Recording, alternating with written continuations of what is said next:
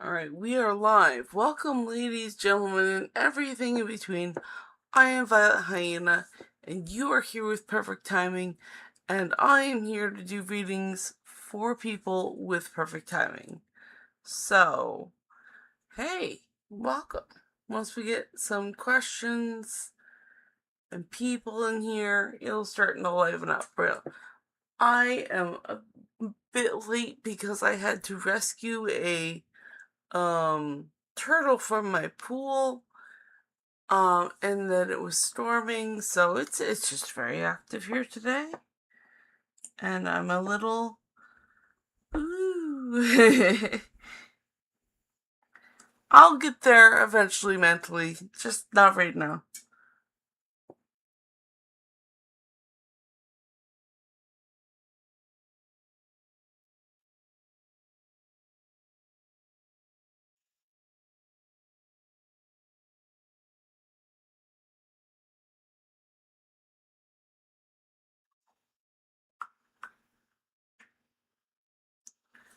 So I am absolutely not 100% in the game today, but that's okay. You don't have to be 100% in the game every day. It's Sunday. It's gonna be a quiet night anyway.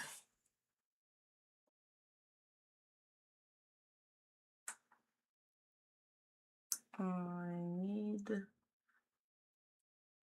the symbolism of rescuing turtles. One box turtle and one snapping turtle.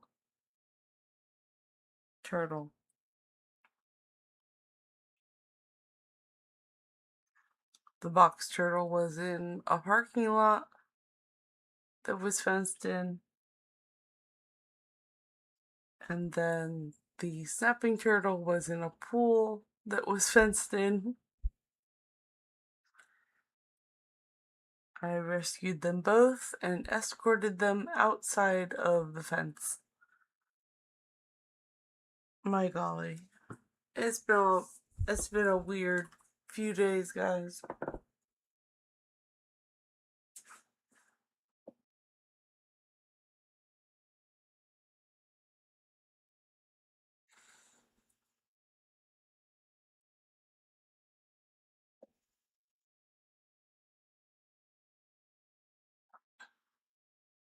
I'm gonna see what Gemini has to say. That is a powerful, highly contrasting piece of imagery. Energetically and symbolically, rescuing animals is always about safeguarding vulnerable parts of the self or restoring natural order. But the specific dynamics of these two distinct turtles, and the fact that both were trapped by artificial barriers, fences, adds a deep layer of meaning. Here is a breakdown of the symbolism behind your double rescue. 1. The two sides of protection and defense. Turtles are classic symbols of longevity, grounding, and carrying one's home within. However, these two specific types represent entirely different survival strategies. The box turtle, the internal retreat. Box turtles survive by pulling entirely inward. When threatened, they close up their hinged shells, relying on passive defense, patience, and waiting things out. The snapping turtle, the external boundary. Snapping turtles cannot pull fully into their shells. Because they lack that passive defense, they evolved a fierce, active offense. They survive by standing their ground, flashing a warning and biting. Rescuing both suggests a balancing act in your own life between passive introspection, knowing when to go inward and protect your peace, and active defense, knowing when to open your mouth, snap, and enforce a hard boundary. 2. The nature of the traps. Parking lot versus pool. The environments they were trapped in reflect different types of stagnant or misaligned energy. The box turtle in the parking lot. A parking lot is a place of transit, concrete, and temporary stopping. But it lacks life, nourishment, and direction.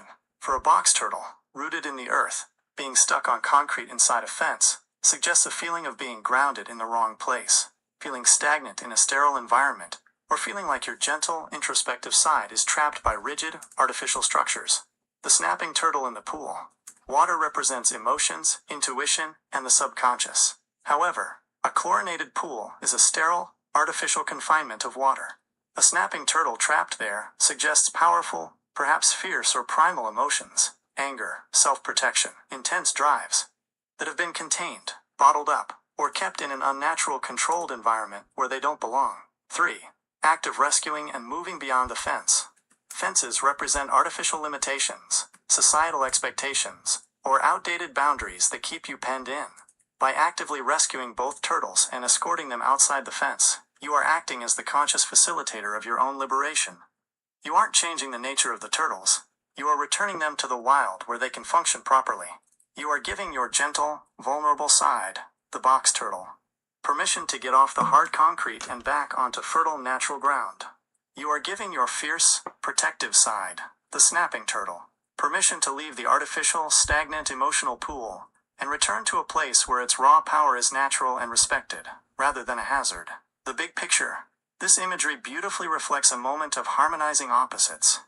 It's an acknowledgement that you possess both a soft, quiet wisdom and a sharp, fierce protective instinct. Escorting them past the fences suggests you are breaking through personal or external limitations, ensuring that both your vulnerability and your strength are freed from artificial constraints and allowed to exist in their natural, wild power.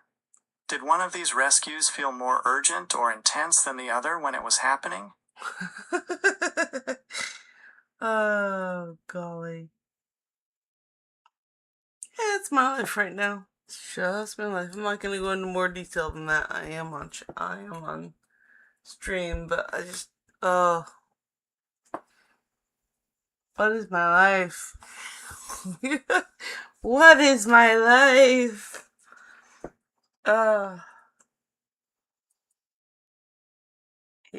My life right now is a game of red flag chess. That's all. That's all. Until I get some questions, I'm going to be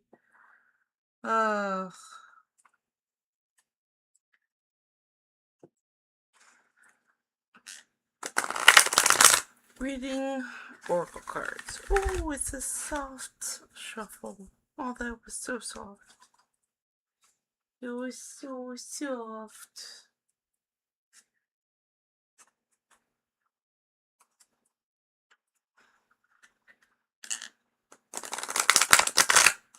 There's a snake curl to these cards. They're lovely. It's a lovely little curl. Okay.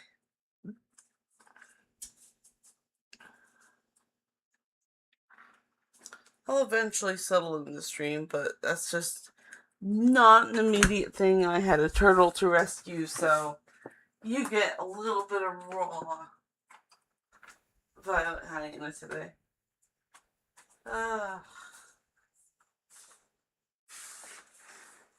But that's okay. I am human. I am not AI.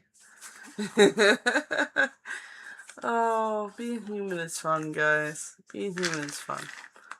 In weird ways. Nice neck. Okay. My God. Where's my water? Nah, that's stuff in the kitchen. I'll be right back. I need my water.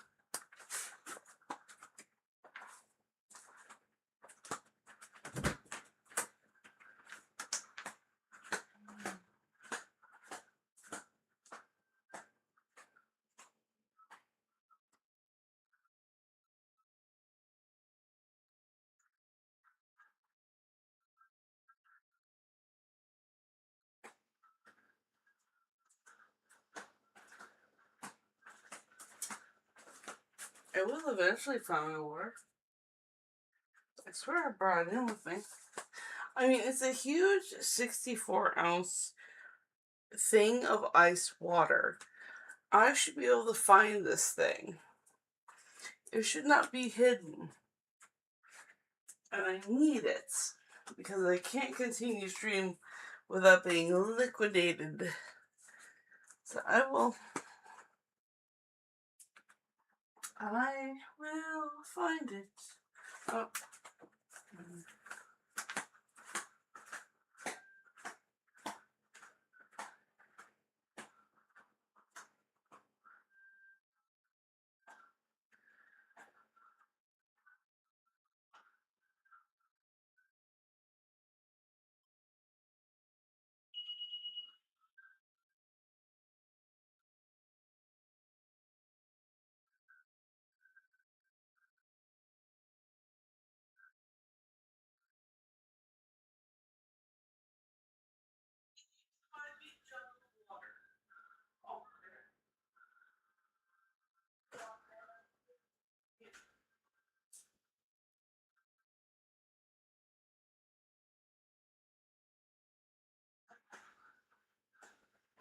turtle.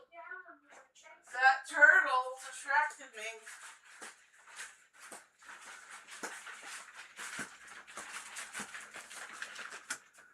Oh, okay. Found it. I was distracted by the snapping turtle in the pool. And I had to get the snapping turtle out of the pool. So my water was by the pool. So I had to go get that. Like Pink High Nose. Please, does Amir miss me? You know what? I'm going to answer you right after I sip cold water.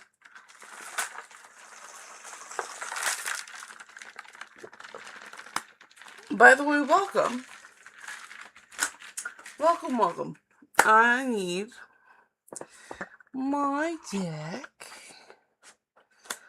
I will answer you right now.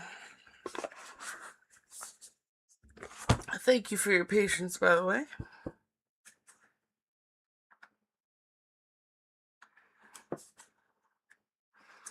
Alright, so which deck wants to answer like Pinky High Nose? By the way, Pinky High Nose, I don't recognize you. Are you new? If so, welcome. If not, then I just probably haven't seen you for a while.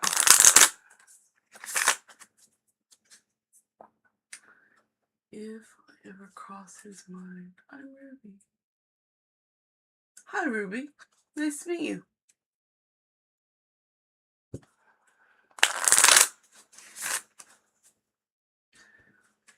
Well, your name says like Pinky High Nose. So I do know another person named Ruby.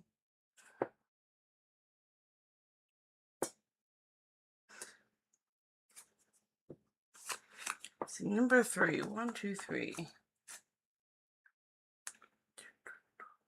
Prison Vision Tarot. Is it Ruby Camilla? Something like that. Anyway, welcome.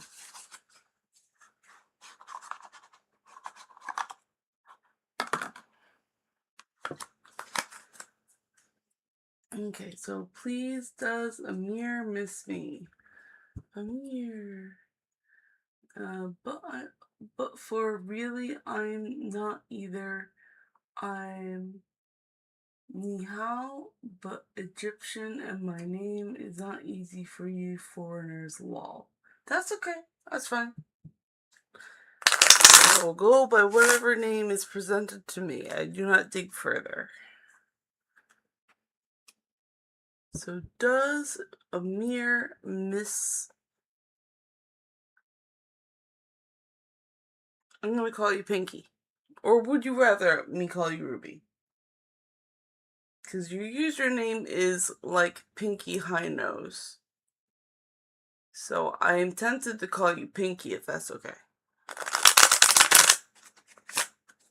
Perfect.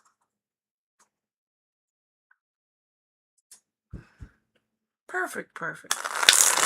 Alright, so Pinky, your question was a yes, no question, and I do those, no's are reversals, and yeses are right side up. So that is how I do my yes-no questions.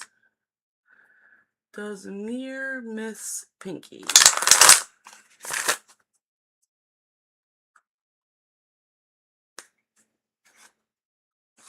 Okay, the answer is, I'm sorry, it's no. It is the Knight of Chalices. So chalices are of emotion.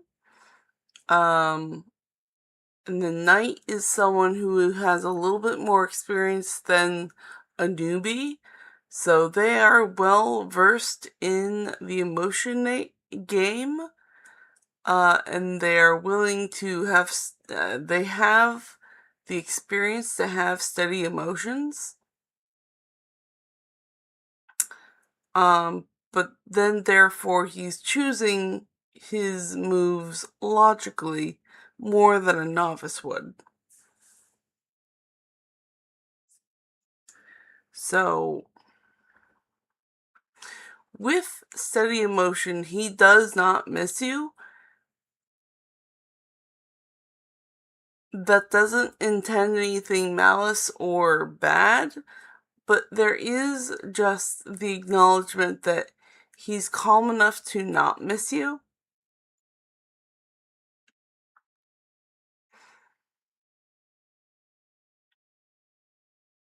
So that could be strength on his side, or it could be bad for you if you do miss him. Because from this, I get, like, at least he's not a needy person and he misses you so much, but he's standing on his own, so he's at least emotionally stable. And you're going to have to take that with your situation and how you feel about that to go further with that. So I really do hope that helps you out. But no, he does not miss you.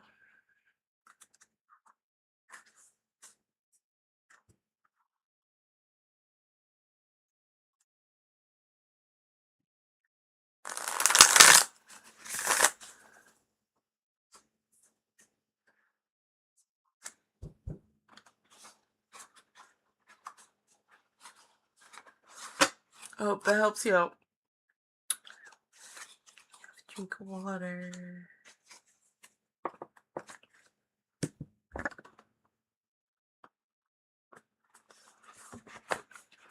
Get out my Oracle deck again.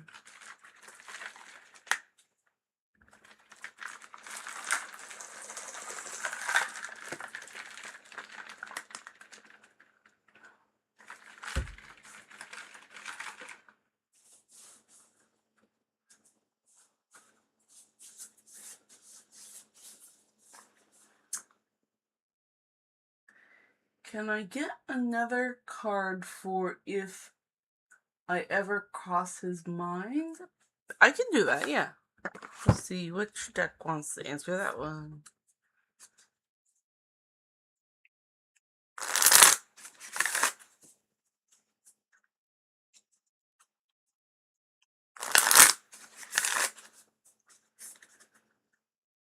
Okay, so that is number J, which is 11. 1, 2, 3, 4, 5, 6, 7, 8, 9, 10, 11. And that's the octopus deck.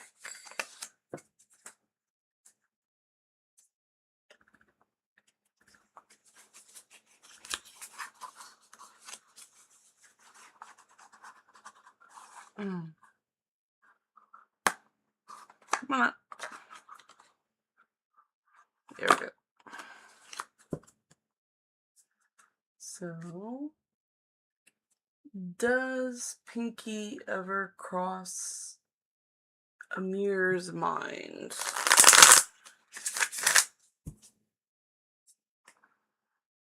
Does Pinky ever cross Amir's mind?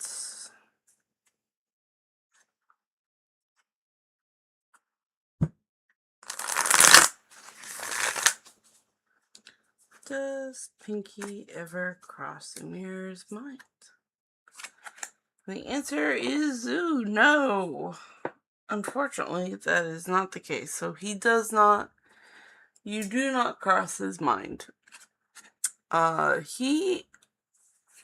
This is the major arcana. This is the magician. He is a master manifester. He is one who has mastered all the elements and can manifest things and is very good at it. So he is very focused on other things, and unfortunately, you're just not one of those things. So he sounds really into his own thing, and you are not on his mind. So I do apologize for you, but it does not look like you're on his list of things to think about. He's got a lot of other things on his brain. You're very welcome. I do hope they help.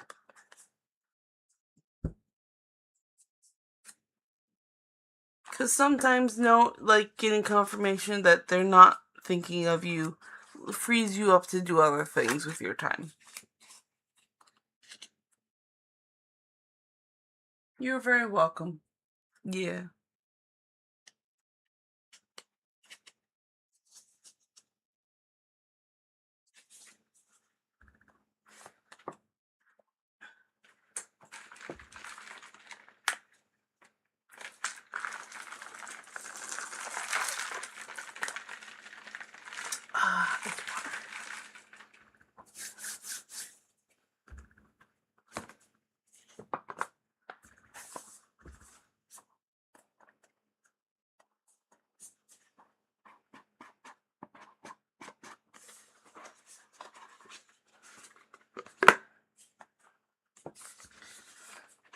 So to fill the silence, I will be reading oracle cards until there's more questions. Syrian Stellar, welcome. Hi, how you doing? You look like a new name. Are you a new subscriber?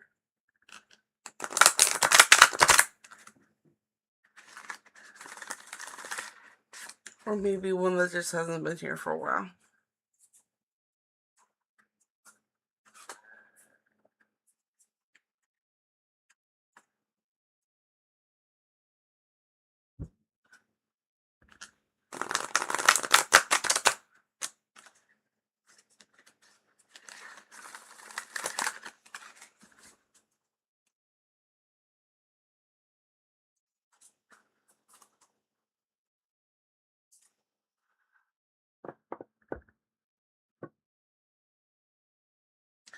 Feel free to ask any questions. Until then, I like to fill the space by reading cards.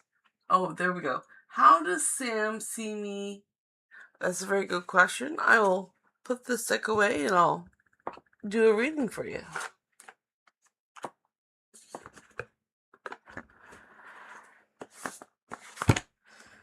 Let's see. How does Sam see Syrian? Which deck would like to answer that question?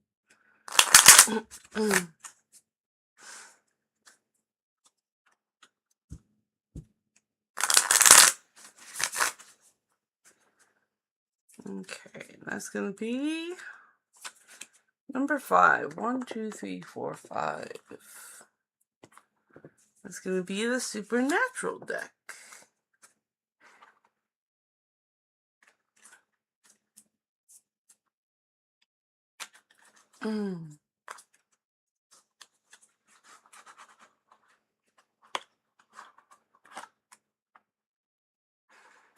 Okay, Supernatural deck. How does Sam see Syrian?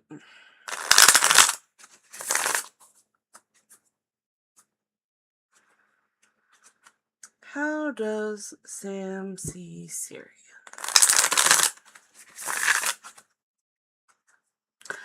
Just so you know, how I do yes/no questions is that reverse cards are no, and right side up cards are yes. So I like to know up front, that way you kind of know what I'm going on, and then I look into the card for more details.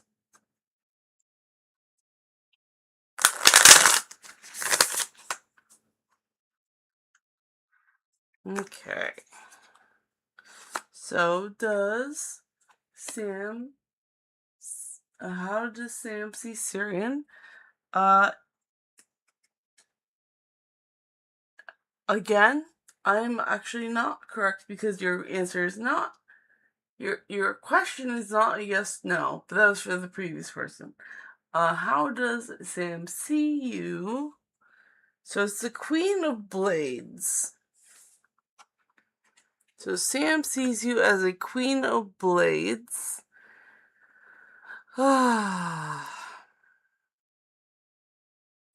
And blades represent swords, which are the mind. And the Queen of swords or blades has a very sharp intellect. They're very intelligent, and they're not afraid to brandish their sword in a logical battle. So Sam sees you as a very serious, logical woman. I'm gonna just say that he sees you as a strong, logical woman. Not someone a little scary. Not really someone to mess with. Absolutely not. So that is how he sees you, Siri, and I hope that helps set you out. And I see Preston. Hello, Preston. How are you? Hope that helps you out, Syrian. And yes, Preston, you can ask your question.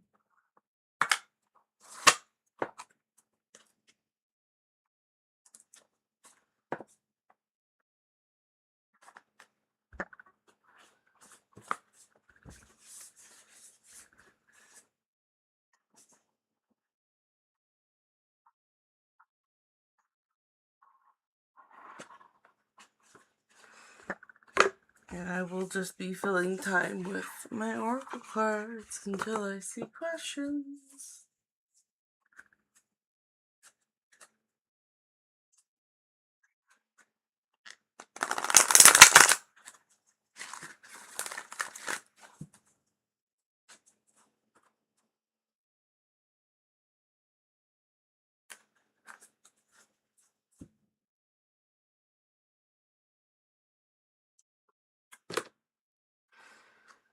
Okay, so to allow well-being, I must be in joy. In the same way, you cannot set your radio tuner to 98.6 and receive the song playing on 101 FM, you must set your own vibrational tuner to one of well-being. Feelings of love, joy, passion, exhilaration, fun, interests are indications of your vibrational match to well-being. Alright, and Syrian says, why was he frustrating when I get closer to him? Please, another card. Sure, no problem. I'll just put this stick away. Because I read oracle cards when the room is too quiet. Boop. Here.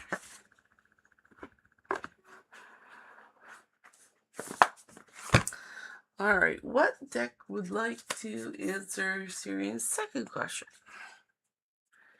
Why was he frustrating when I get closer to him? I'm just gonna slightly correct your question for the cards to make it a little clearer. What I'm getting is that he was frustrated when you got closer to him. Why was he frustrated when Syrian got closer?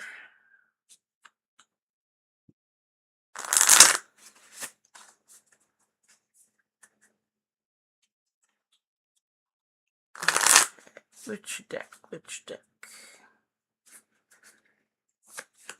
Deck 2, Robin Wood Tarot deck.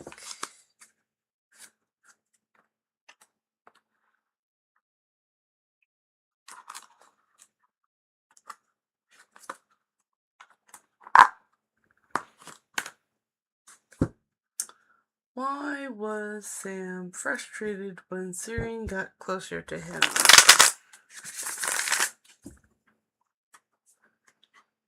Why was Sam frustrated when Syrian got closer to him? Why was he frustrated when Syrian got closer to him? Let's find out.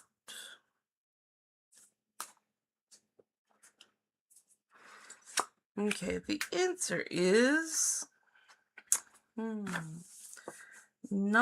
of Pentacles.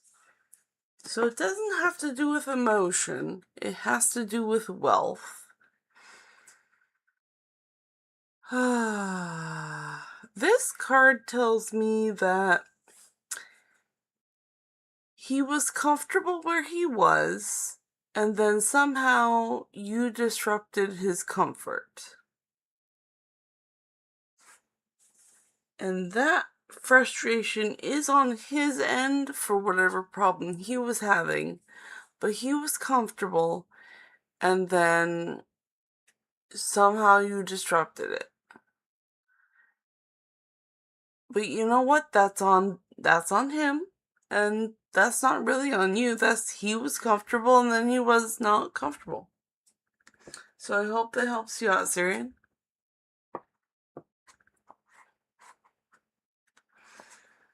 Okay, so Preston says, is my Leo thinking about me? I will ask the cards. Which deck would like to answer Leo's question? Which deck would like to answer Preston's question about his Leo?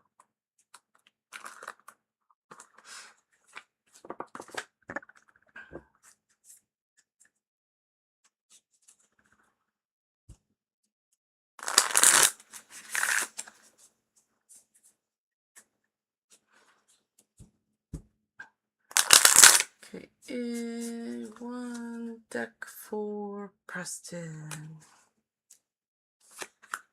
The Joker. I still have not assigned anything to the Joker. Number 7. 1, 2, 3, 4, 5, 6, 7. Every little thing is magic. Wow. Do do do do do do do. It's magic. Whoa. Yes, this tarot card deck has a theme. A theme song is Preston's Leo thinking about Preston.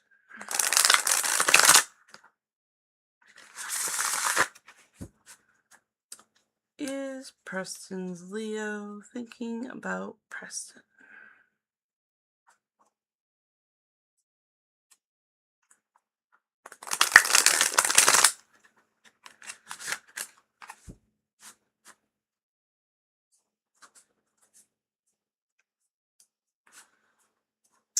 Is Preston's Leo thinking about Preston?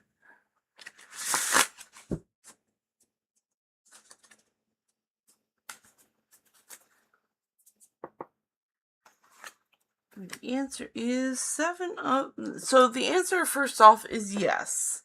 And then the card is the 7 of Pentacles. And we will look into the details of this card more. So Pentacles is wealth and resources and health and earth. The 7 is a variety of things. So the variety of resources here are very good. And they are growing, and like this in like this card, the crop is about ready to be harvested.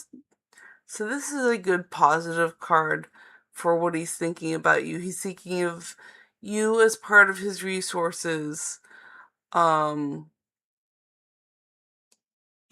his overall manifested world. So in his world today, he's thinking of you as one of his valuable resources. So I will take that as a positive sign. Good for you, Preston. I hope that helps you out.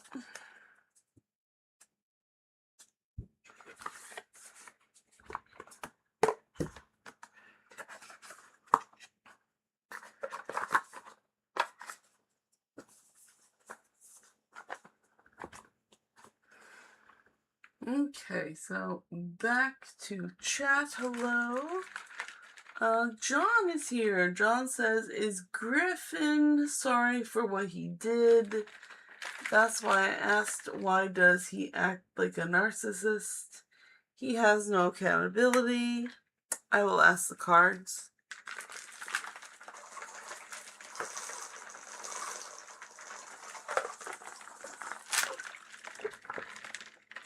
Ah, my lovely drink of water.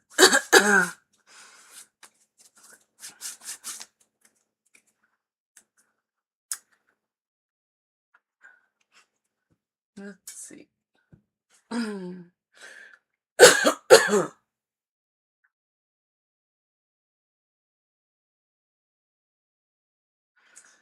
Okay, so what deck would like to answer John's question?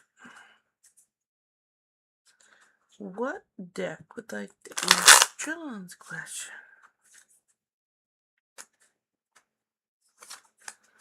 King!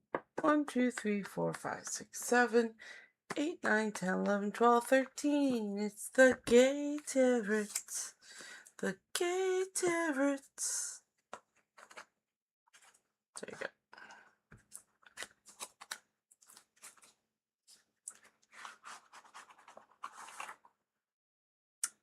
Boop.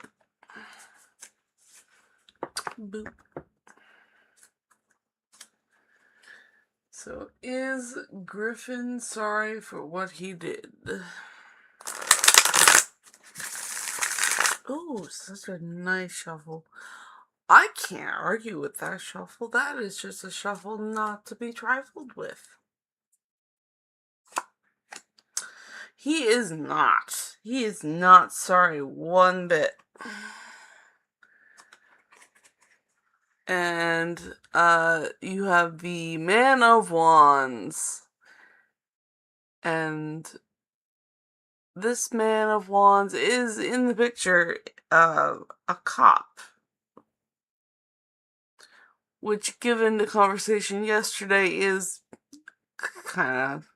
Well, I can't say there's coincidences. Let's call it, a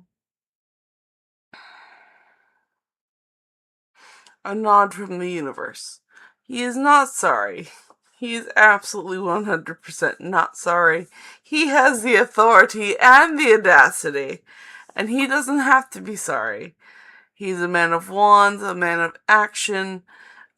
He's going to see it as it is and take action, and really, there is no consequences for him in his head. The man of action is just the guy who is the master of, I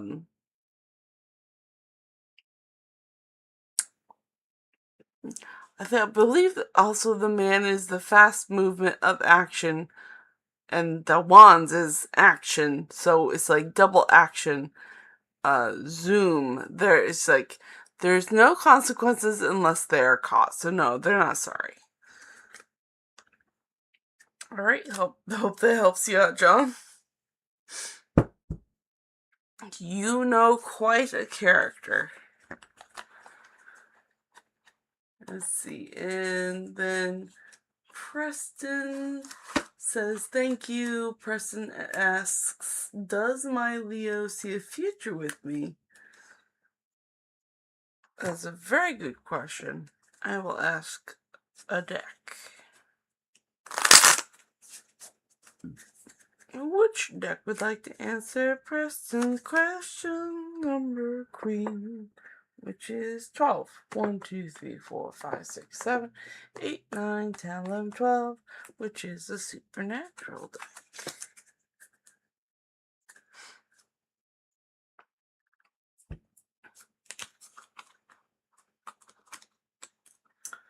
Let's see. Does Preston's Leo see a future with Preston? Does Preston's Leo see... Does Preston's Leo see a future with Preston? Whoa, let us find out right now. And unfortunately, that is a no. I'm sorry, Preston. So we're gonna look into the card for more details. Ooh, this is the Tower. So he does not see a future with you. He kind of sees you as a little chaotic, a little destructive, and really not someone to have around in the future. And that is what the card is telling me, because the Tower is not a good omen. If you see a tower, it's best to avoid one. So if he's looking at you like the Tower, then no, he doesn't see a future right now. And that's on his end. That is on what the card is telling me. That is on his end. And that could be a temporary thing. That could be something more stable. I don't know. But right now, he's seeing you as a Tower. So it's not a high probability that that he sees a future with you. I'm sorry, honey.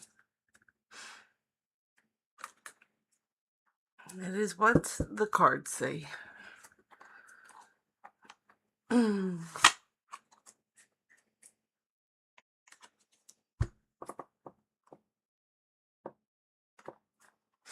right. And John says, yeah, figured, was he trying to get a reaction out of me, Griffin? Let's find out. Let's get a deck.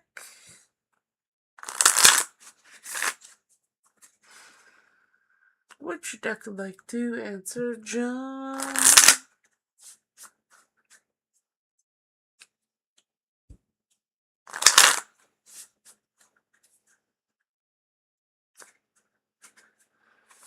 Okay, again, I don't have a card in. I'm going to assign something to the Jokers one day.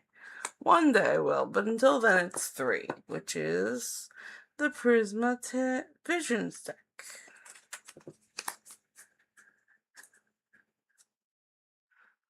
You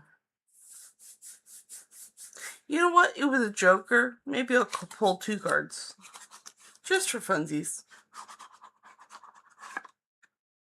Maybe that'll be the thing.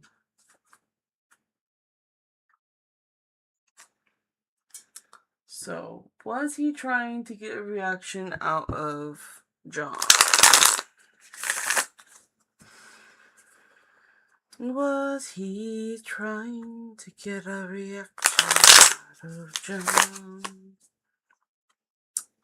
So maybe since I got a Joker, I'll do an extra detailed card, but the first card will still be the answer card of yes, no.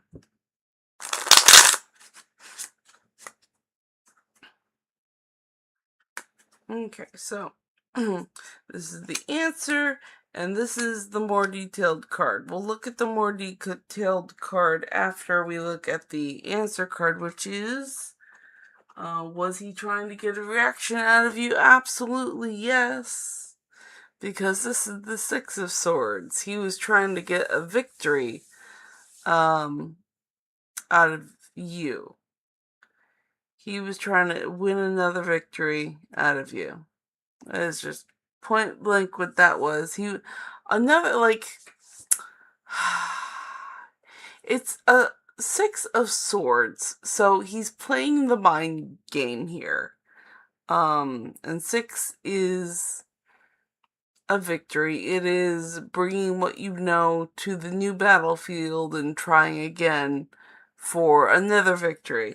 So he's definitely trying for another victory on your expense. And the more detailed card is the 8 of Swords. He is trying to trap you in a mental...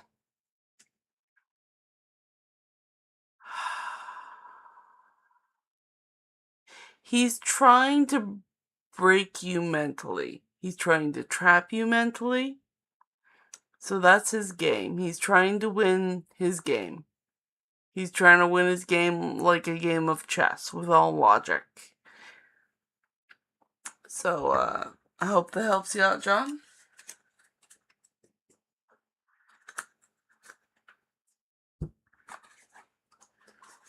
Alright, what we got now? Iwin E9W says, Hi, how you doing?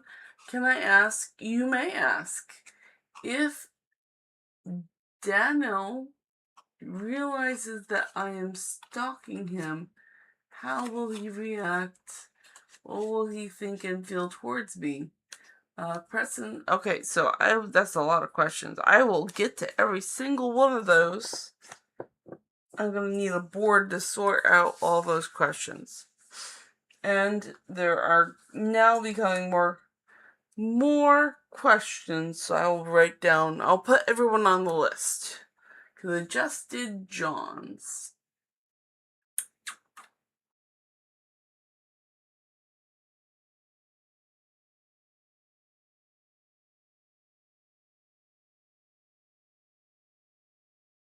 Okay, so far it's still I win. So let me see here. Just ask if Daniel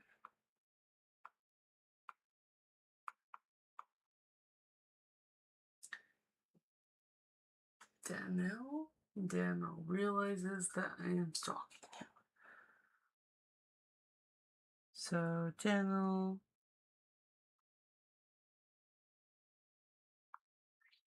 realizes stalking, and how will he react?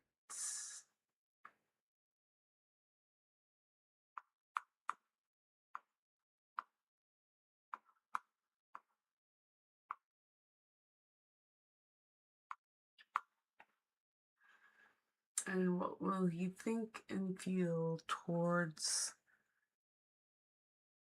Aelin?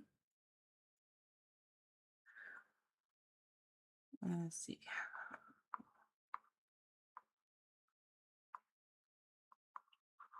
Does he feel? And how does he think?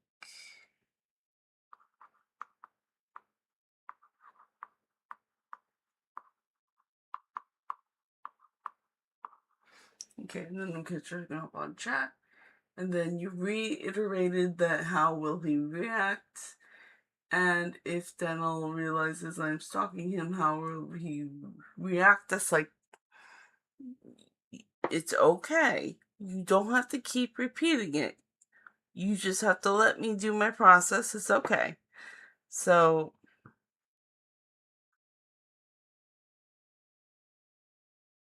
if he realizes that he's stalking, okay. So this is 3 questions. 3 questions. So, how will Daniel react? How will Daniel? I guess I'm going to pronounce it Daniel. How will Daniel feel? And how will Daniel think? Okay, we got this. So which deck would like to answer Aelin's question?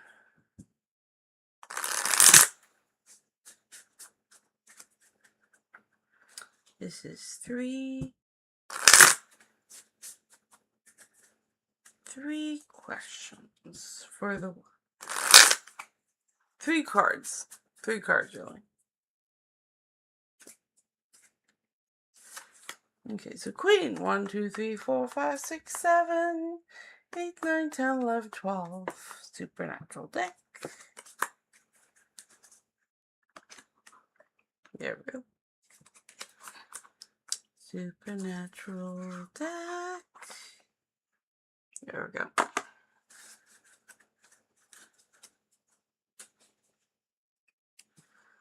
Okay, so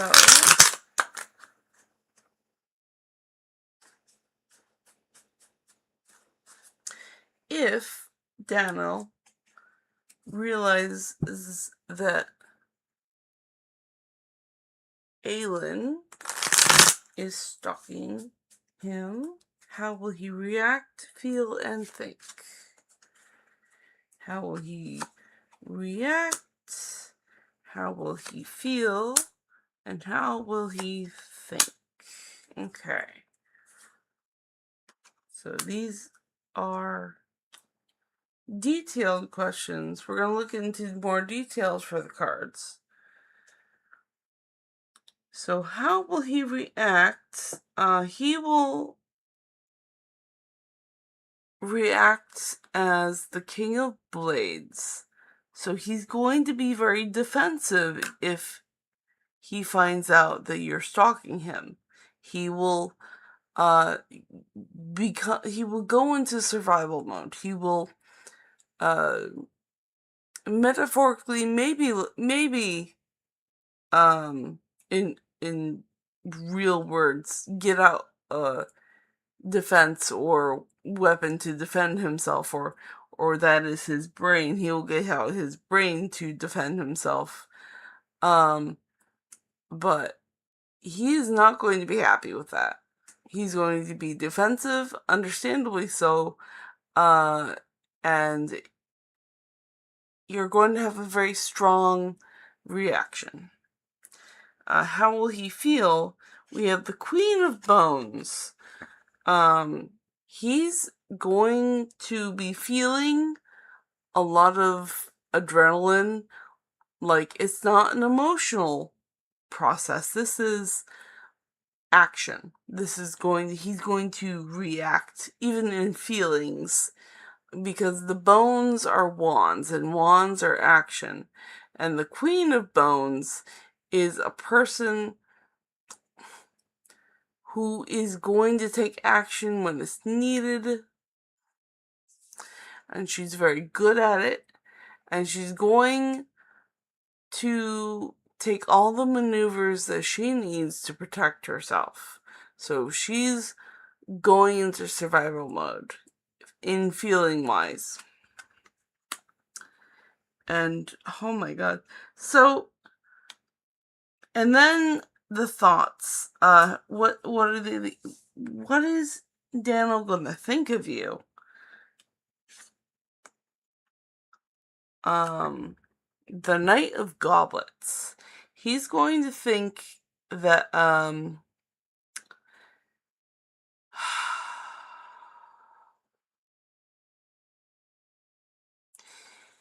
he's going to think that you are very emotional, and strange, maybe a little dangerous, because you're also a knight. You're not a novice. He acknowledges that you are not how do I put this? Because knights are people who are well established in the suit. So, and goblets are emotions. But also this card really indicates that this person is drinking a beer in the picture. So it also lends to the fact that they're going to think you're emotional and not quite mentally sound. But you are also not a novice, so you are something to be cautious about.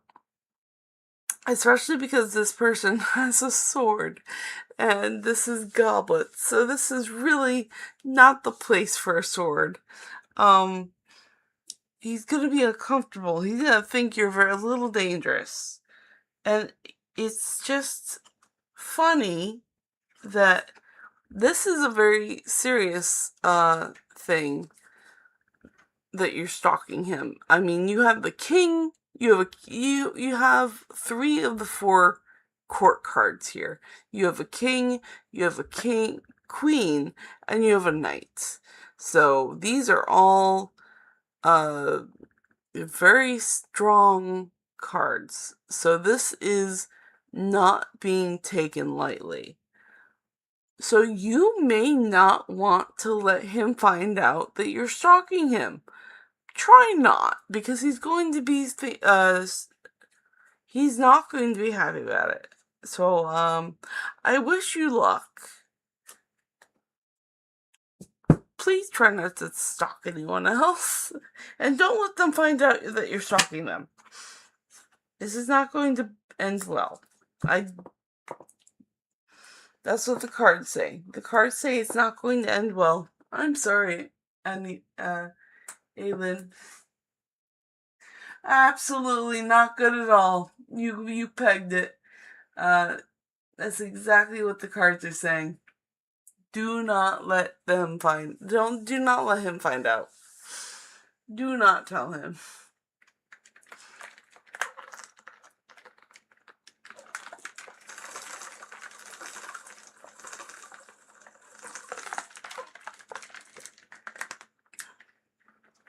You are very welcome. I'll send you a heart back.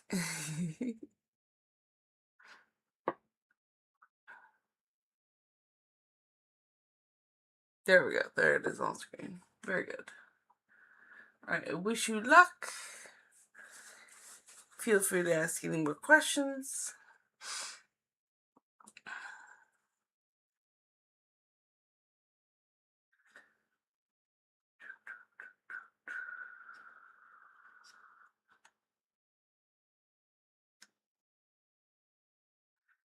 And John had said I cut him out of my life. He needs help. Yes. So yeah, I'm going to get out an Oracle card deck to fill the silence. Because nobody likes a silent stream. Where is the pen? Here it is. The pen. The pen of life. There we go.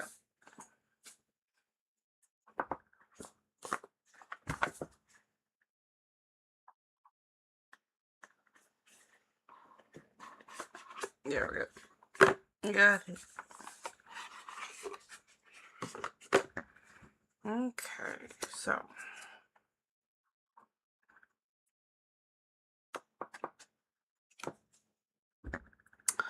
I am life everlasting. I am eternal. I am an eternal being. You cannot die. You are everlasting life. In grace, you may choose to relax and allow your gentle transition back to your non-physical state of pure positive energy. Your natural state is foreverness.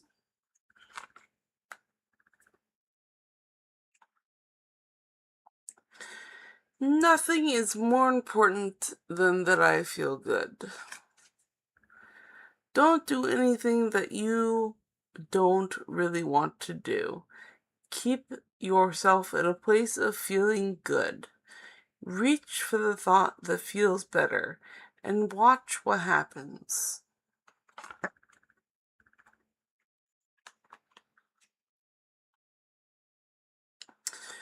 No one else needs to know this.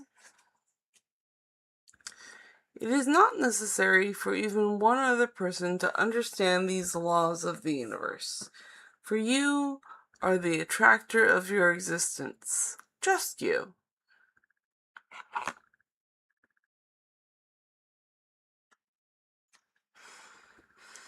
The law of attraction, the most powerful law in the universe, is my friend. You create with your every thought. By the universal law of attraction, that which is like unto itself is drawn.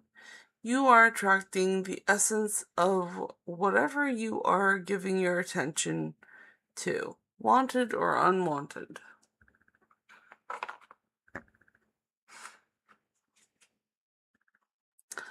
I am a physical extension of creative non-physical energy.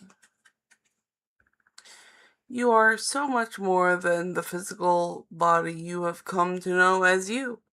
You are source energy, and you are focused on the leading edge of thought. In this powerful now, you hold the key to allowing the source that is you to flow. The better you feel, the more you are allowing that connection.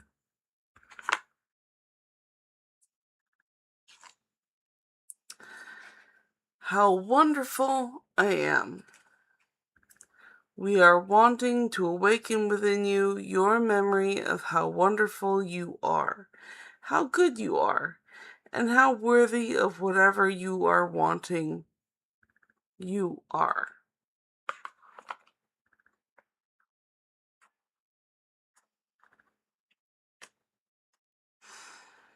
What's my big hurry? It's all for joy.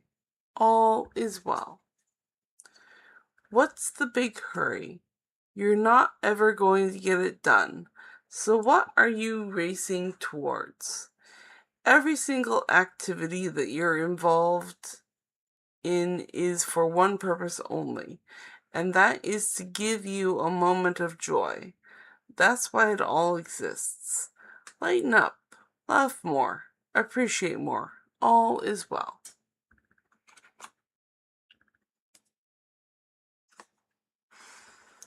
Seeking approval of others hinders my joyousness. If the way you feel depends on anything outside of you, you're in trouble. But if you depend only upon your connection with your own inner being, then everything in your experience falls into alignment.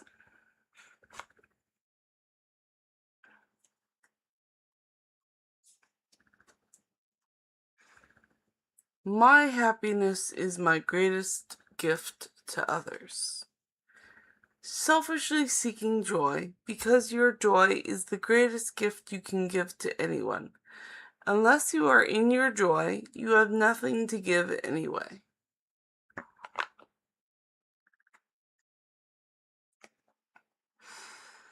I am selfish enough to want to feel good.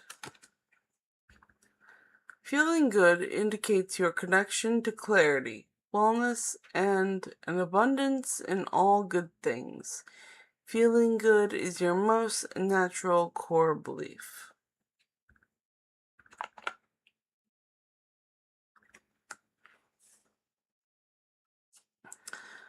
I bless and appreciate every religion. There's something for everyone in this magnificent environment of wide diversity, where we, as people, can continue to take thought beyond that which it has been before.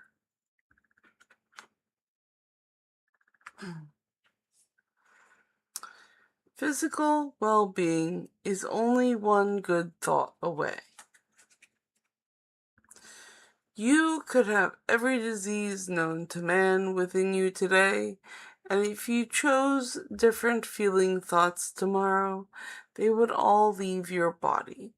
The key is to not give any unwanted thing much attention. When it doesn't feel good, turn your attention someplace else.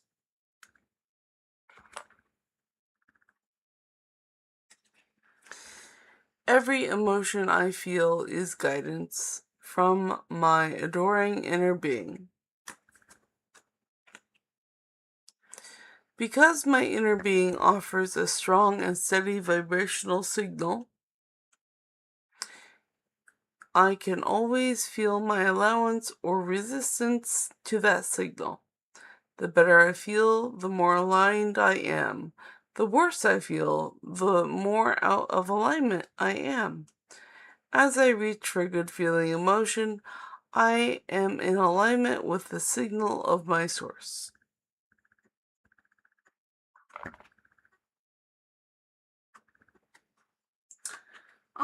We have ethereal vibes.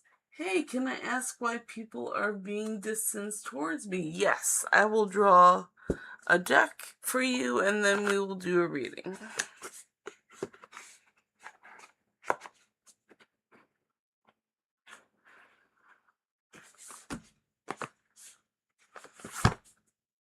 Let's see.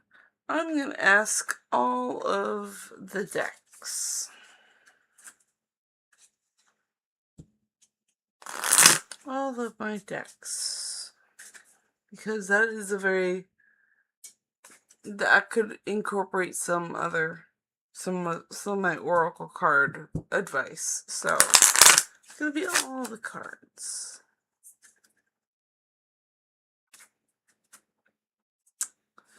So it's going to be Ace, which is the cat tarot.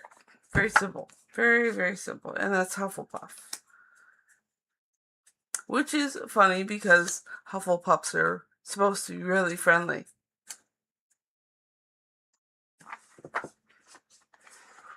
It's a cat deck.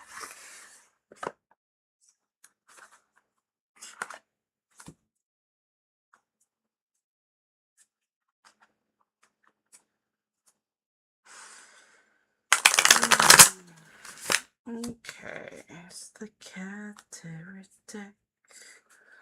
So, why are people being distanced towards ethereal vibes?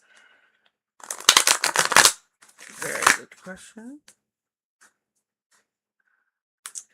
Why are people being distanced?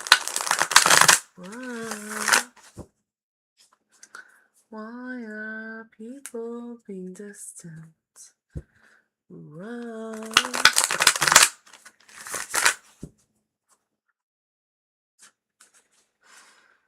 Let's see. Why are people being distant? The Chariots. Alright, the Chariots. So the Chariot is a major arcana, first of all. And the Chariot is a card that is always charging forward. They're always moving forward. They have something that they are looking at and they are going towards it. Now, for ethereal vibe, why are people distanced towards me? So the situation with the Chariot is that it really doesn't... you've done nothing wrong. The fact that it's the Chariot is that they are super focused on what they are doing. And if they're not focused on you, then they are doing something else. So it's not that you've done anything wrong. And it's not that you've done anything right. It's just that they are focused on their own lives and going forward. They're charging ahead. They got blinders on. They're not looking at you. They're not paying attention to you.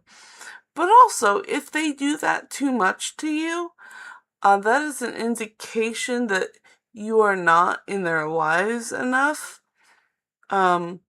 But don't take any of this personally because they have their lives and they go charge forth and continue with their lives. Try to gently contact them, and if they're not too busy, they'll get back to you. But if they don't take it personally because they have busy lives and they have to go live them. So I do hope that helps you out, Ethereal.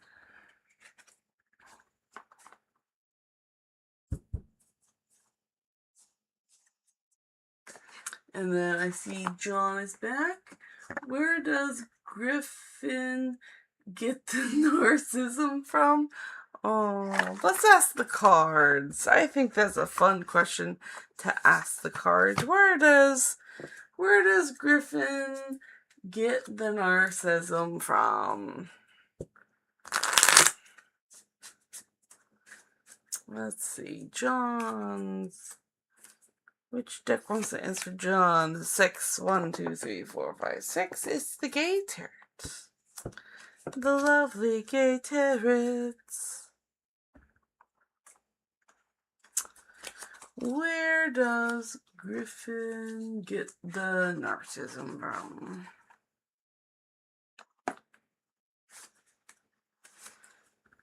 Where does Griffin get the narcissism from?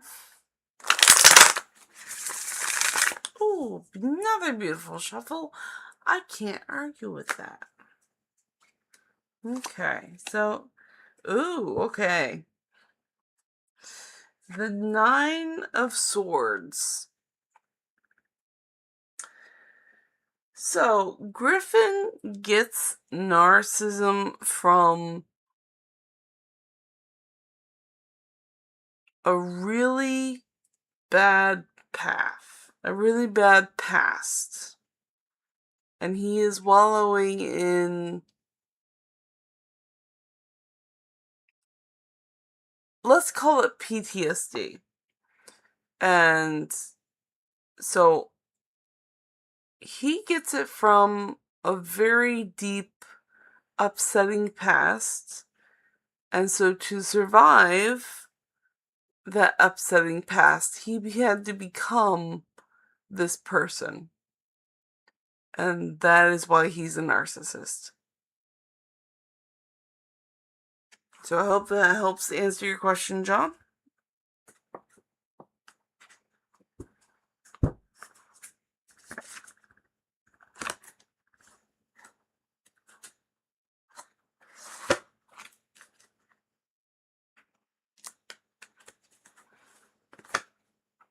And then I see Ethereal Vibes has responded, so I'm going to read all of this and then see what we're doing.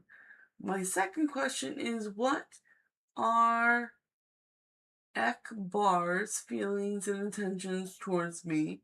We got into an argument and blocked me everywhere for the weekend, and we both go to this thing, and we are going to see each other. Other tomorrow, we go to same club. Therapy sort of thing. Let's see here. I'm gonna get out my buggy board to sort out this reading. Okay, so second question is Akbar. Akbar is our subject. So Akbar, feelings and intentions.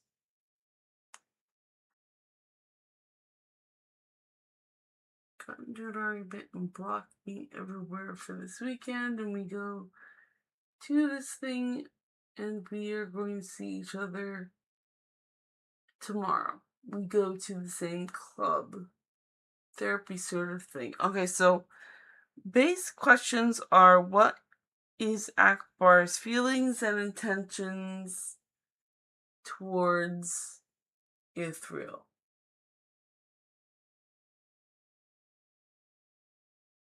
Okay, so that's a 2-card question. Let's choose a deck that wants to answer. What are Akbar's feelings and intentions?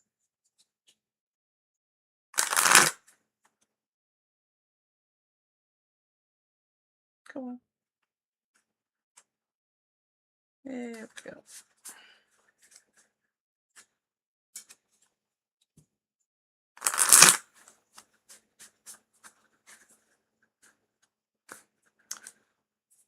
Let's see. So Akbar's feeling. Oh, duh. I needed to pick a deck first. I apologize.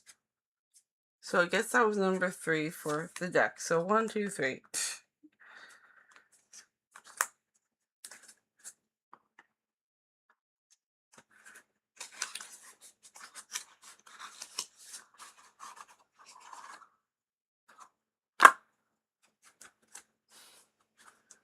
So Akbar, What is Akbar's feelings and intentions?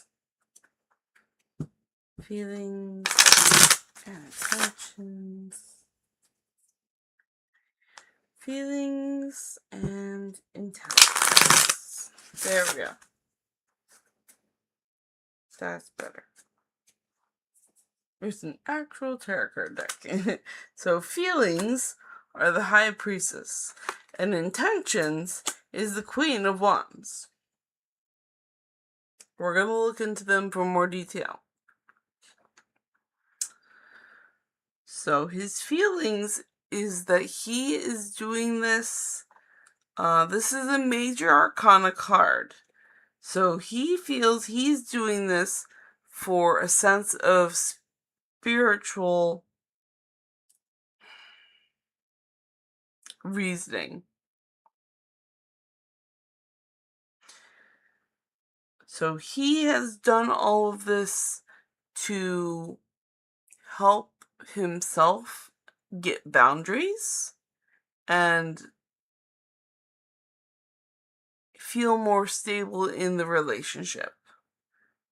He's done this for himself, and he's doing it for higher spiritual reasons.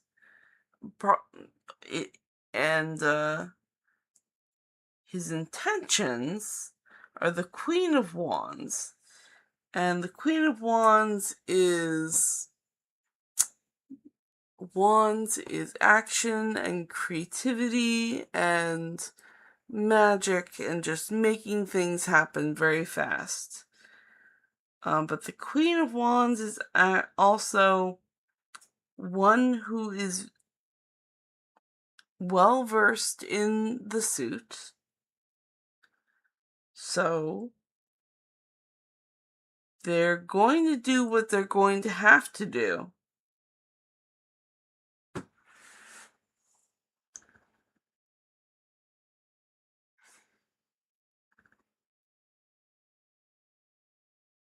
Sorry, I'm looking into the card for more.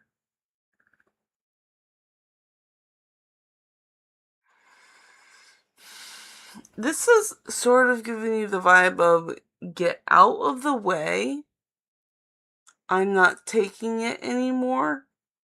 I'm doing it my way kind of vibe. So the intentions are that Akbar is going to do it their way and no other way is going to work. So that's their intention. And then back to the feeling card. Again, it's the High Priestess. It is doing this for their own spirit, their own self. And there is no room for argument at this point with blocking. Yeah, since they have decided to block you, they're not willing to talk. They're now taking a stand spiritually in their own spirit. And they're going to be sorting it out by themselves for a while. And then that is just what the cards are telling me. So yeah, I hope that helps you out, Ethereal vibes. I hope that helps you out. Yeah.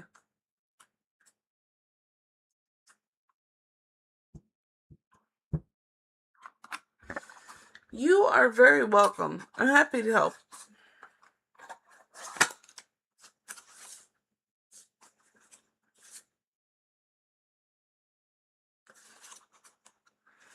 Next question. How about Anthony? You know what? I still got the deck. Let's find out. How about Anthony? Do you also want feelings and intentions for Anthony?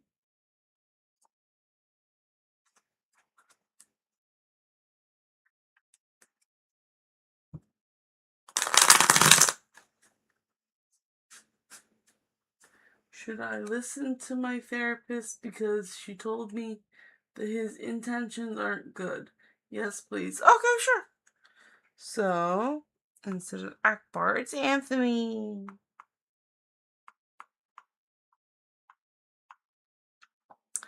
And I'm going to include this, your question, should I listen to my therapist because she told me that his intentions aren't good? So, should you listen to the therapist? And that's going to be a yes-no question. So I added that in there for you. And that's a yes-no.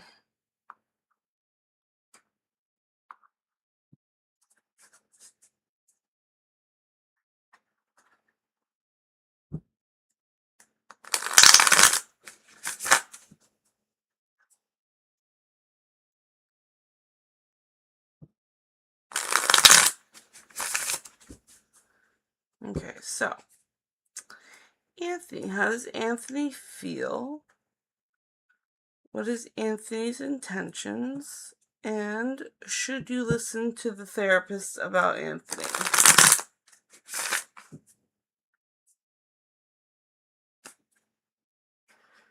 Okay, so feeling 6 of Chalices, intentions are 8 of Pentacles. And should you listen to the therapist? Okay. That is a yes.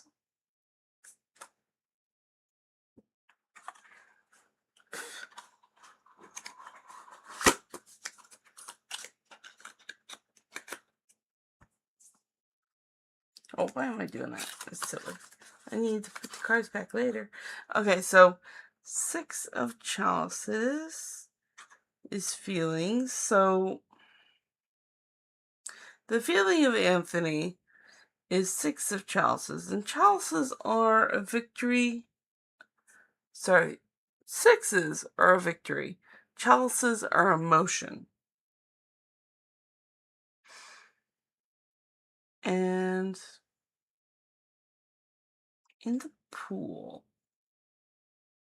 So I get a very intimate feeling with this card because this lady is in the pond, probably naked. So there is a sense of intimacy here, but also a sense of it depends. It really depends. Like, I don't think Anthony is in this card. I think if this is from Anthony's view, if his feeling towards you is seeing you naked in a pond, that's a very vulnerable space for you to be in if he's watching you naked in a lake. And it does not feel very secure.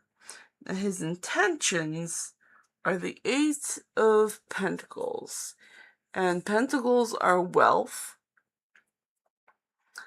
And the 8 of Pentacles is the Mastery of Pentacles. So he feels like he is in control here. He has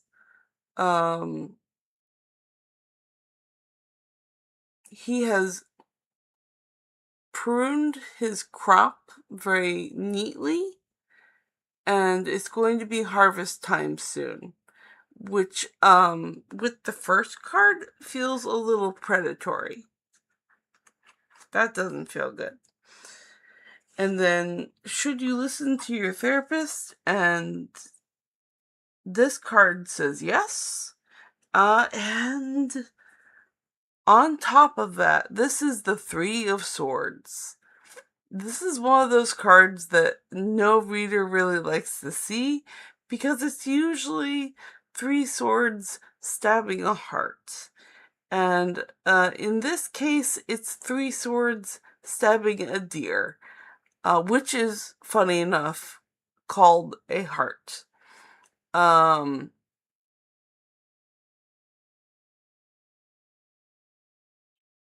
So this is just going to leave you, like, all this logical game is just going to stab you through the heart.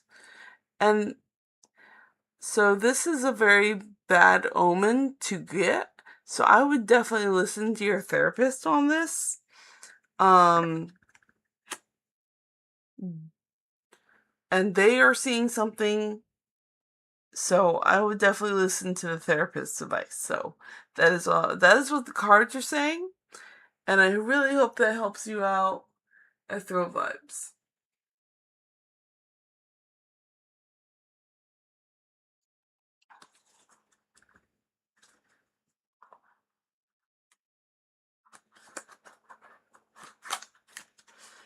Okay, so I'm going to get a drink of water, and then I'm going to catch up on chats.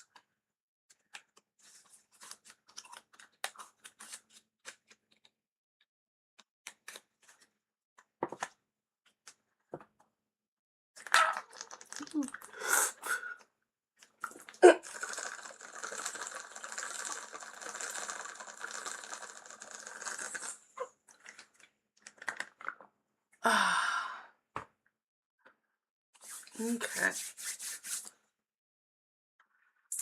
Let's see here. I'm scrolling back up there. A lot happened. Okay, so like Pinky Hino says, hi Pinky, welcome back. And Ethereal Vibe says hi at Pinky. And Pinky says, can I know something more about my future life partner? Sure, I'm going to clear the board and put you back on the list, and then I will circle back around once I catch back up on chat. So Pinky is on lists. Once I catch back up on chat, I will circle around and do your question. And Debbie says, hello, beautiful big red heart, and I will return your big red heart. Debbie, how are you? Welcome. Pinky says, hi, Ethereal. Debbie says, can you please pull a card and tell me what the universe has to say tonight? Yes, Debbie is on the board. Once I catch up on chat, I will get to you after Pinky. And Debbie says, next question will be, my niece have her baby by Wednesday. And I will also get to that in a bit. Ethereal Vibes says yes, because we can only hook up, but it's been a very long time we have been doing this. Okay. And Debbie says, usually painful, very confused, do shadow work, big muscles. And Ethereal Vibe says, thank you. And Debbie says, third question is, what do the cards say when my emperor will arrive? Alright, cool. So, I've now caught up on chat. I'm going to do Pinky's question and then Debbie's 3 questions. Can I know something about Pinky's question is, can I know something about my future partner? Let's find which deck wants to answer that. I'm going to open that to all the cards. We are clue searching about the future husband. We are clue searching about the future husband.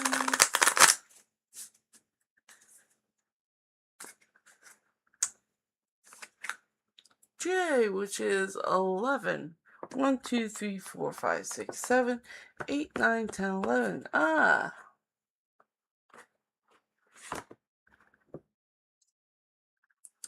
And that is Ravenclaw, by the way.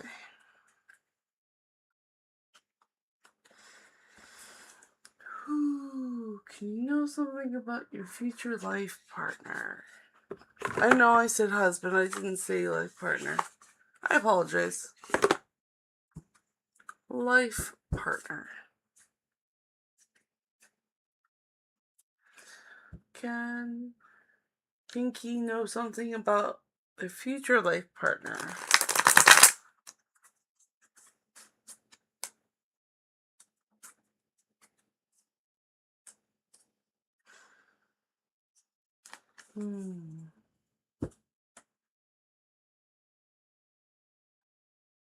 There we go.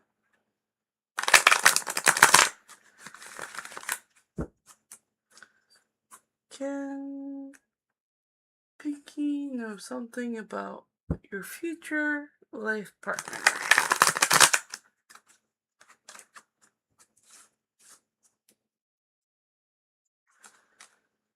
Okay, let's see what we got.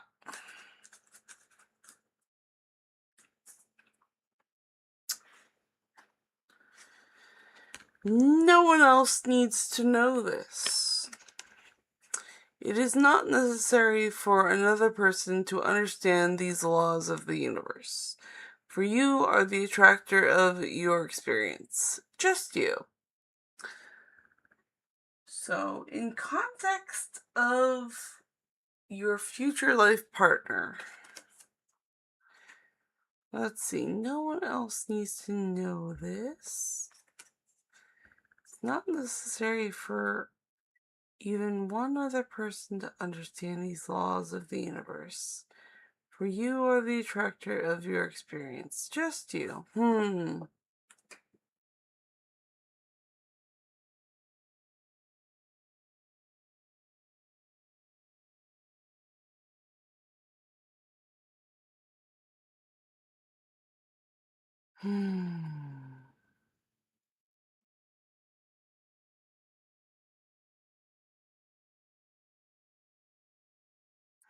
So your life partner may not completely understand you, but that is okay. They don't need to completely understand you.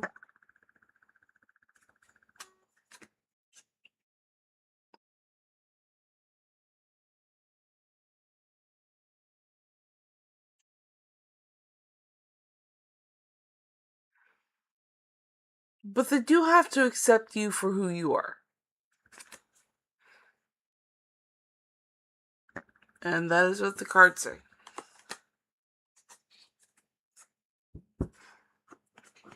Alright, and then we're going to get to Debbie.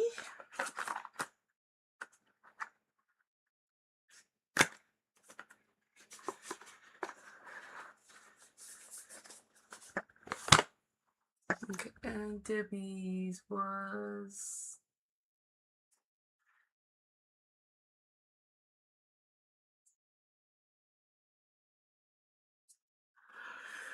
What color is it? Sorry, I need to drink water.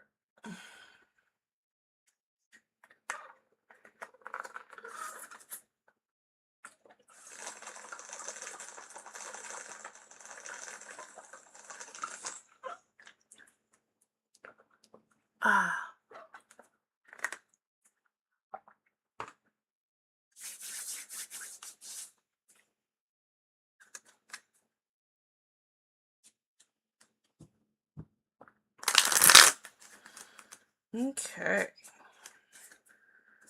Which deck wants to answer Debbie's question? Let me look at your questions again. It's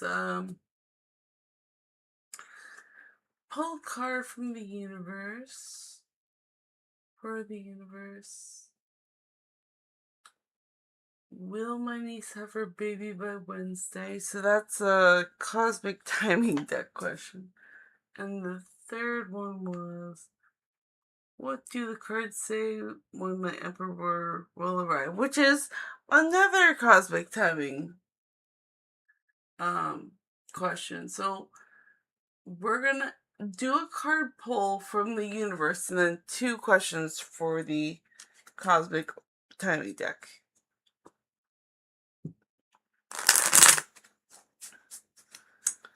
So one deck from all the decks.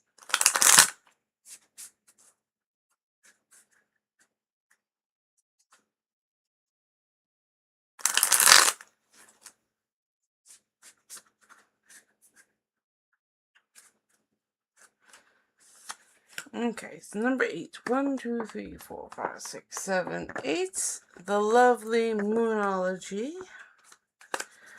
Aw. So, Debbie, you might enjoy this. You're getting the Moonology deck tonight, and then you're also getting the Cosmic Timing Oracle deck. I just think that's beautiful because they're both space related.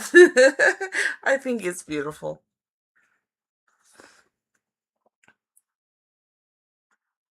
Okay, first one is Moonology.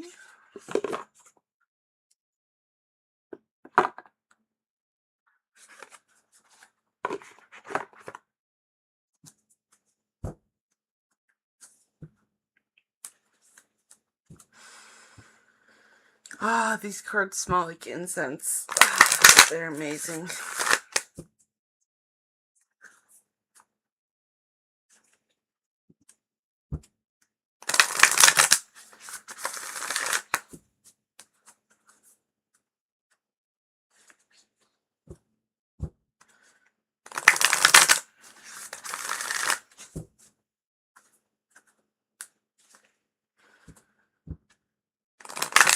Oh, what is the universe trying to tell Debbie tonight? It's a lot. Potions from the Moonology deck tonight. Alrighty, which one? It is Step Out of Your Comfort Zone. The North Node.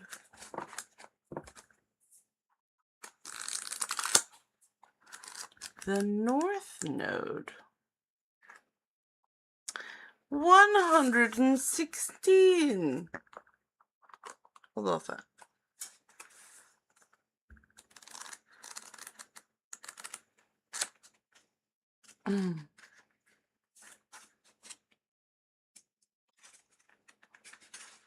Okay. Step out of your comfort zone. North Node. There's a strong feeling when you get this card that it's time to leave the past behind somehow, because you are headed in the right direction. If you want to be happy and fulfilled, you need to get going towards doing the thing that scares you, within reason. This card is all about living your life purpose, which is possibly what you've asked about. It's urging you to dare to do something different with your life and your direction to take action. So you are willing to follow through and lead the life you are incarnated to live. If you finally find the courage to make the leap, there's a good chance you'll come to ask yourself, why did I wait so long? And Attuned to the Moon says, I know I'm headed in the right direction. And additional meanings for this card, you're headed for something which feels like destiny. You need to face a fear and get over it. Time to stop obsessing about someone or something. Stand on your own 2 feet. You've got this. And the teaching of this card is the North Node. The North Node is where the moon crosses elliptic going north. Excuse me. It's a karmic point, and on the horoscope chart shows us that we need to do and where we need to go with our life to find satisfaction, fulfillment, and happiness. The North Node is the karmic astrological point that reminds us to paraphrase Andre Gide, that in order to discover new oceans, we have to be prepared to lose sight of shore. That's very poetic. Very nice. So, Debbie, step out of your comfort zone. That is what the cards are saying.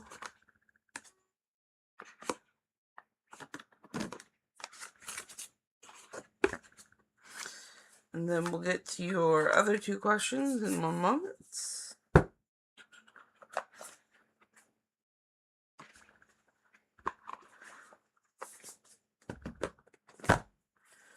Okay, let's see. Both of them are gonna have to do with this.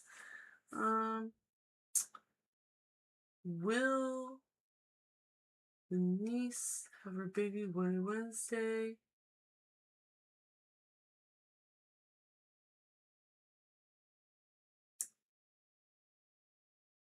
You know what? I could ask a tarot card deck that question. The question is, what do the cards say when the Emperor will arrive?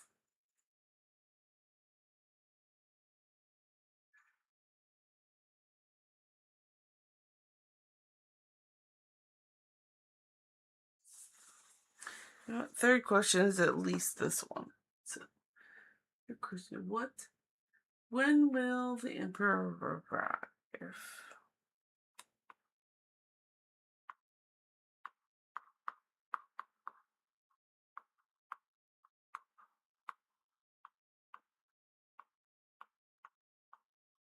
I guess I would kind of rephrase the second question as, when will the niece have her baby?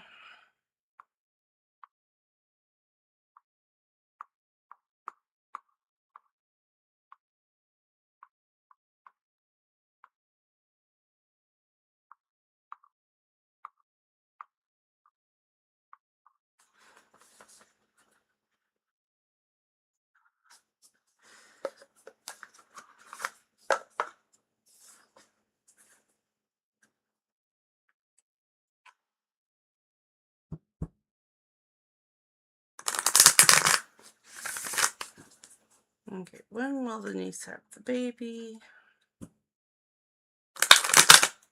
And when will the Emperor arrive? These are for Debbie. Doop.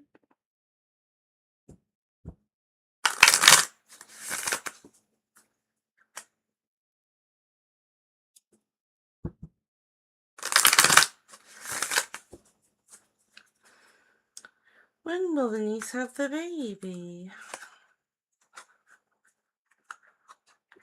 The cards say that the niece will have the baby next month. And when will the Emperor arrive? And that's up in the air.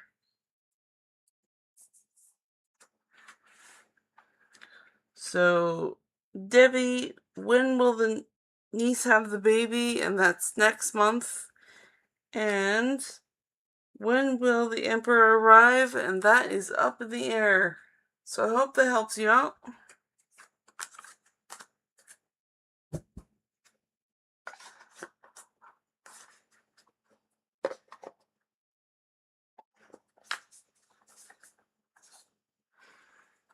And catching up on chat, Pinky says, for me, it makes sense. I'm glad that made sense. Alright, good job. And I have been streaming for 1 hour and 45 minutes. So I only have 15 more minutes left in me tonight. It's been a crazy weekend. I hope you all have had more mellow weekends than me.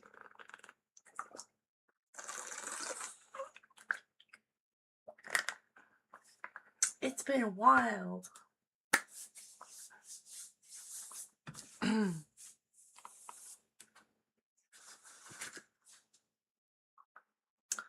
Put the keyboard back.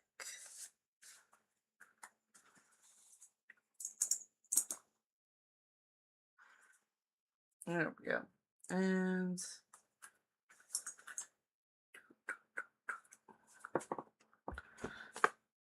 Until there's more questions, I like to read oracle cards. I like reading oracle cards. They are so much fun.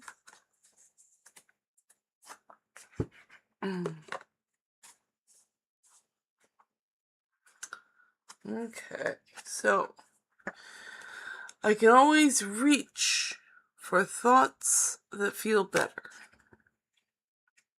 Your decision to reach for a thought that feels good is a powerful decision, for it serves you in many ways. The better feeling thought reverberates within you, opening passageways to well-being that reach far beyond this one good feeling thought.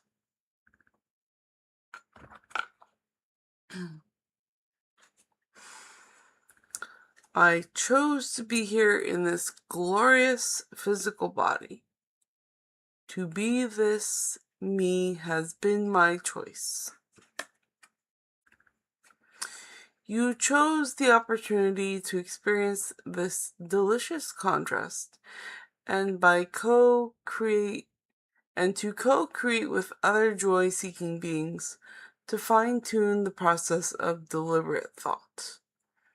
What, where, when, and with whom you create are your choices too.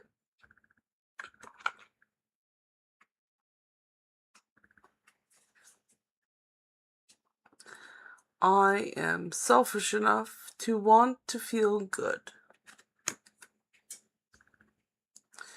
Feeling good indicates your connection to clarity, wellness, and an abundance in all good things. Feeling good is your most natural core belief.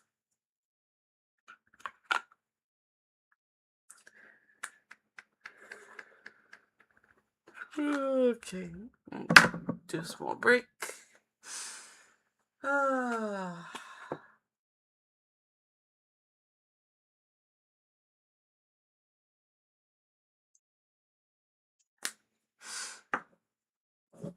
Ah.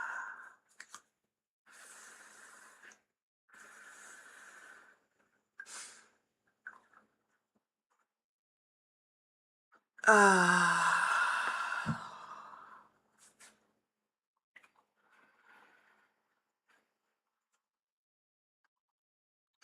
Nothing is more important than that I feel good.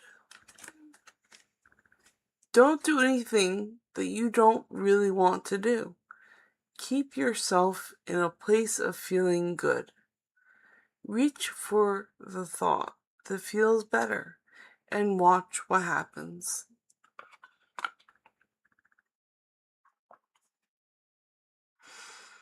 My purpose in life is joy. The basis of your life is freedom. The purpose of your life is joy. You are free to choose new avenues for joy, and in your joyous growth, you will add to the experience of all that is.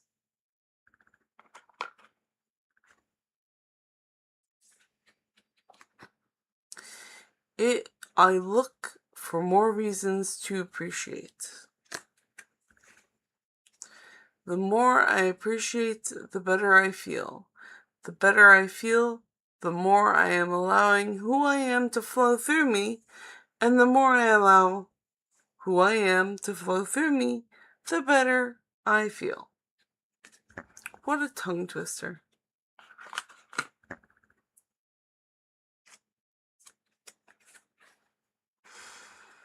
I look for positive aspects in every experience. Within every particle of the universe is that which is wanted, and lack of it. By looking for the positive aspects of whatever you are giving your attention to, you maintain your connection to well-being. Lovely. There we go.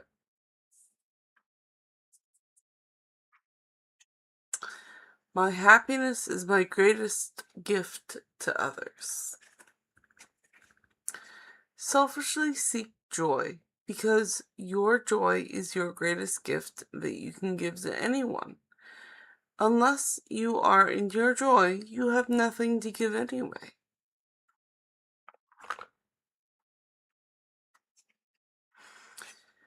The measure of my success is my joy. The amount of joy you have allowed yourself to experience is the greatest indicator of your allowance of energy and success. Whenever you are feeling good, you are an enormous successful contributor.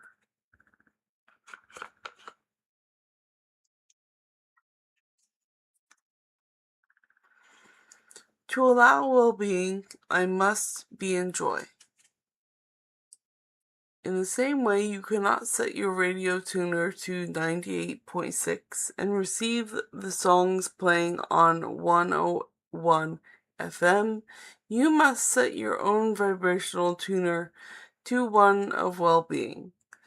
Feelings of love, joy, passion, exhilaration, fun, interest are indications of your vibrational match to well-being.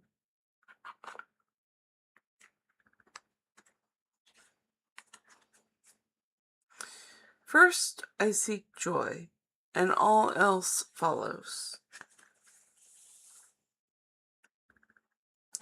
Since your feeling of joy is your indication of your connection with your source. Once you have achieved joy, you have achieved connection with your source. And under these circumstances, all that is good follows.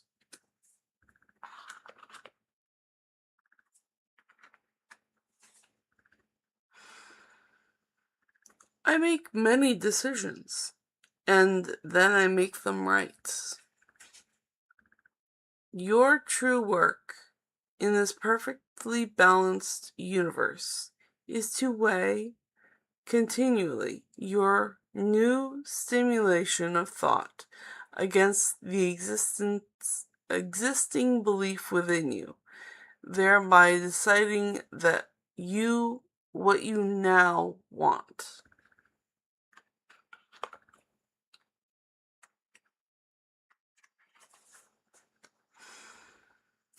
By visualizing my desired outcome, the perfect action is always inspired. As your desire to feel good leads you to thoughts that feel good, the perfect action will be inspired from that alignment, and that inspired action is always joyful. Picky Kitten says hi. Hi, Picky Kitten. Welcome. I'm just reading oracle cards until there are questions. If you have any questions, go ahead and drop them in the chat and I will do a reading on them.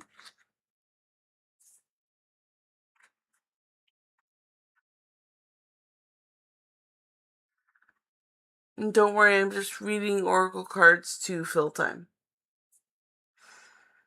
And then whenever I give attention to, wanted or unwanted, I am creating.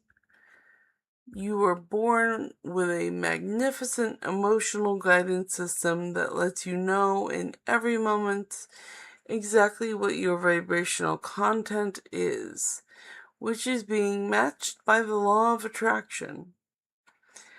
As it is your desire to feel good and your practice to choose good feeling thoughts, only good things will come to you.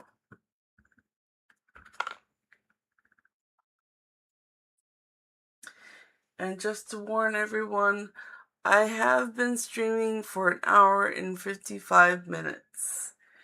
And I stop streaming at 2 hours because that is my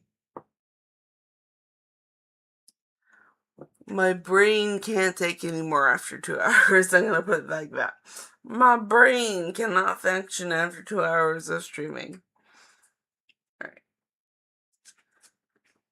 So, my joy doesn't depend upon the approval of others. No effective guidance will ever be achieved by seeking the approval of others, for they all desire different things of you. Constant, pure guidance from Source comes forth within you. It's always there. And Picky Kitten says, will me and A have chat soon? That's a very good question. I'm going to put these away and I'm going to answer your question. There we go.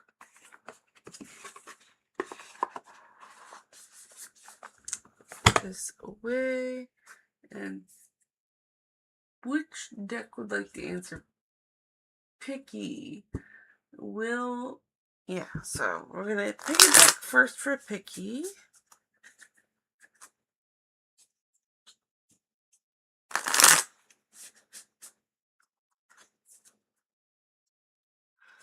Which deck would like to answer Picky's question?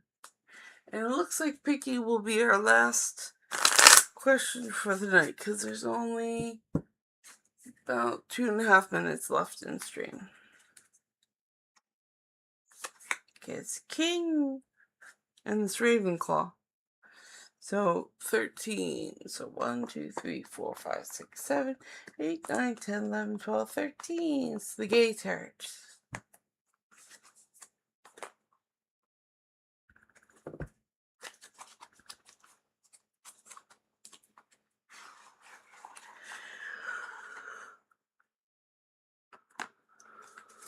Okay.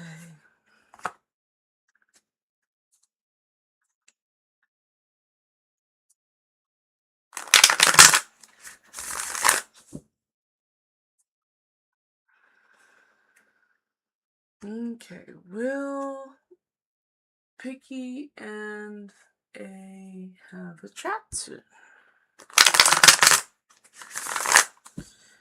Will Picky and A have a chat soon? Ooh, I can't argue with that shuffle. Will Picky and A have a chat soon? The answer is nope. You will not have a chat soon. The reason, those details in the cards. This is a major arcana. Unfortunately, this is also in a regular tarot card deck. This is the devil, but in this deck it is called self-hatred. So you're not going to have a chat with A soon because they are focused on themselves and how down they are, that not everything is working out for them, and they're a little sad about their life, so they are not going to be up for chatting very soon. And this is something of their core personality, so you may want to watch out. And that is what the cards have to say. So I hope that helps you out, Picky Kitten.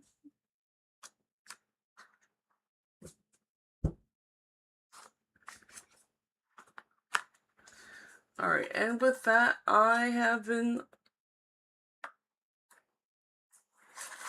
do apologize. I am at 2 hours, so that is no more cards. So I am going to be back in 22 hours. I always stream around 8 p.m. Eastern Standard Time. So in 22 hours, I will return and I'll be able to do more. But for tonight, I am burnt out. I am done. I'm going to wish you all a lovely night. I'm going to thank you all for coming. And I'll be back again in 22 hours. And then I can do even more readings. So you all have a great night. And rest well. Good night. Bye.